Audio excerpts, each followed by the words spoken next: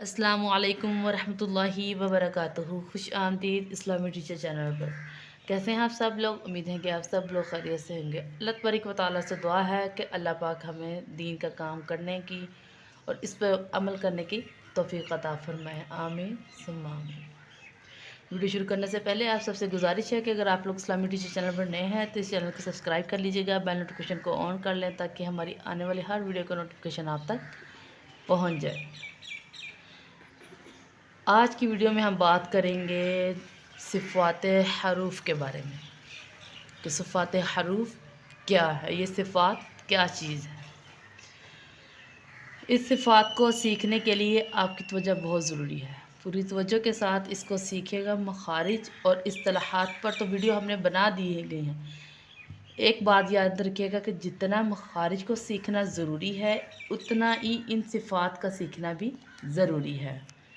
देखिए, अगर हम मखारिज सीख लेते हैं और सिफ़ात नहीं सीखते तो हम कुरान पाक में लहन जली और लहन खफ़ी वाली गलतियां करेंगे। मतलब हम छोटी बड़ी गलतियों से हम बाज नहीं आएंगे। जिसे बग़ैर मखरज के हरूफ अदा नहीं होता, इसी तरह ही बग़ैर सिफ़ात के भी हरफ मुकम्मल अदा नहीं होता। तो ये दो बातें अपने जहन में रखना है आपने। सिफ़ात सीखना कितना ज़रूरी है।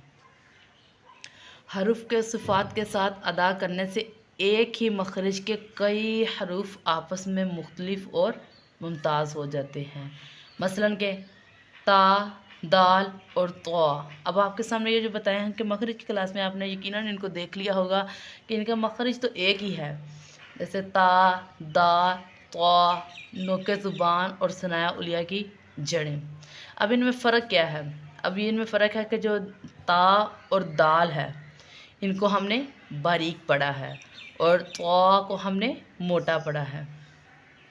तो ये क्या हो गया कि ये सिफ़ात के एतबार से एक दूसरे से इसमें क्या आ गया, मुख्तलिफपन आ गया। लेकिन देखें मखरज इनका एक ही है। पहले आपको समझाया है हमने कि ये सिफ़ात क्या है। अब बात करते हैं सिफ़त के ऊपर। सिफ़ात सिफ़त की जमा है, किसी चीज़ का दूसरी चीज़ के साथ मिल जाना।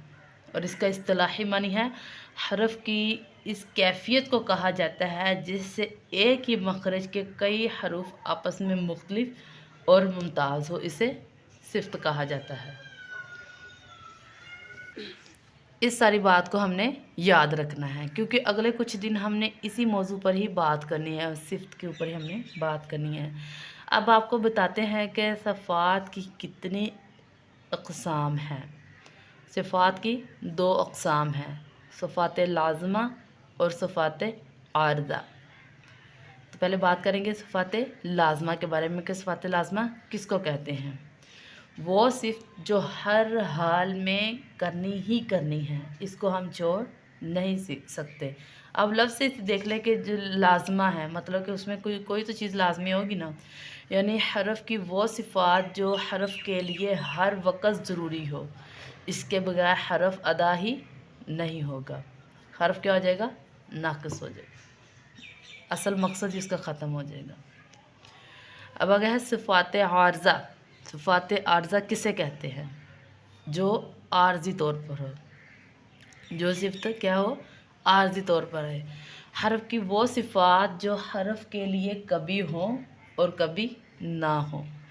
अब इसके क्या होता है कि अगर ये ना होगी, हमारा वक्ती तौर पे हमारा हरफ तो अदा हो जाएगा लेकिन हरफ की खूबसूरती बाकी नहीं रहेगी। तो क्या होगा, तो खाली सिर्फ हरफ ही अदा होगा। याद रखिए कि सिफ़ात लाज़िमा को अगर हम छोड़ते हैं तो कुरान पाक में लहन जली वाक़या हो जाएगी। लहन जली आपको पता है कि ये बड़ी गलती को बोलते हैं और ये बड़ी गलती हराम है। तो हमने क्या करना है, इससे बचना है। अगर सिफ़ात आर्ज़ा को छोड़ते हैं तो हम लहन खफ़ी करेंगे। अगर लाज़िमा के साथ लाज़िमा को छोड़ते हैं तो लहन जली करते हैं, अगर आर्ज़ा को छोड़ेंगे तो लहन खफ़ी करेंगे। अब सिफ़ात लाज़िमा की फिर दो इक़साम हैं। कौन कौन सी हैं? मुतज़ादा और गैर मुतज़ादा। मुतज़ादा किनको बोलते हैं? जिनका कोई मुखालिफ मौजूद हो, मतलब जिसकी कोई ज़िद मौजूद हो, जैसे दिन, रात, सुबह, शाम। गैर मुतज़ादा नंबर 2, गैर मुतज़ादा किसको बोलते हैं? जिनका कोई मुखालिफ ना हो। कल्ला, फॉर एग्ज़ाम्पल जैसे अल्लाह, कोई मुखालिफ नहीं है सर। रसूलुल्लाह, इनका भी कोई ज़िद में नहीं है, मुकाबले में नहीं है। इन ज़रूरी मालूमात को अपने ज़हन में ज़रूर सेव कर लीजिएगा। इनकी अगली वीडियोस में हमें बहुत ज़रूरत है। इन्हीं पे हमने प्रॉपर बात करनी है आगे। मुझे उम्मीद है कि आप लोग इसको अच्छे से जहन में बिठाने की कोशिश ज़रूर करेंगे ताकि आपको अगली वीडियोस को समझने में आसानी हो जाए। अल्लाह पाक से तो यही दुआ है कि अल्लाह पाक हमें दीन का इल्म हासिल करके इसको आगे पहुंचाने की तौफीक अता फ़रमाए और इसके ऊपर अमल करने की तौफीक अता फ़रमाए। इंशाअल्लाह ताला अगली वीडियो में भी हम प्रॉपर इसकी सिफ़ात पर बात करेंगे। तो दुआ में याद रखिएगा। अल्लाह हाफिज़।